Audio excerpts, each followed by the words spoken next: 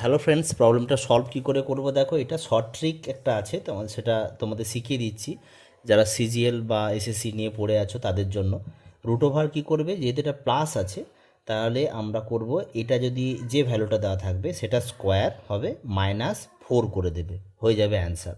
Answer হয়ে যাবে কত, 13 স্কোয়ার মানে 169, -4 মানে রুট ওভার হচ্ছে 165 হয়ে যাচ্ছে এর আনসার।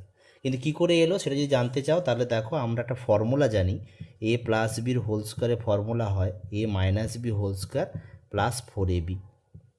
তার মানে যদি আমি a minus b whole square যদি করি তাহলে কী হবে দেখো, a plus b whole square -4ab হবে, তাই তো। তার মানে এটাকে এ ধরো আর এটাকে বি ধরে নাও। তার ফলে কী হবে, যদি আমি লিখি এক্স টু দি পাওয়ার এটা -1/x টু দি পাওয়ার এটা, তার স্কোয়ার সমান কী হয়ে যাচ্ছে, x to the power 101 plus হচ্ছে 1/x to the power 101 whole square আর -4ab করলে দেখবে x to the power 101 into 1/x to the power 101, x to the power 101। তাহলে কি এবার কেটে যাবে না? তাহলে কেটে গেলে কি হলো, তাহলে যদি আমি শুধুমাত্র এটাকে লিখি 101, এটার যে স্কোয়ারটা যদি তুলে দিই তাহলে রুট করতে হবে, রুট করলে রুট ওভার চলে যাবে।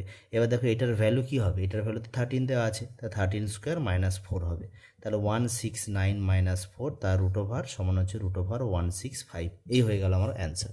এবার কোশ্চেন আসতে পারে যদি নেগেটিভ থাকতো, এটা নেগেটিভ হয়ে পজিটিভ বের করতে যদি বলতো, তাহলে তোমরা কি করবে, এই যে -4টা যেটা করেছো এটা +4 হয়ে যাবে।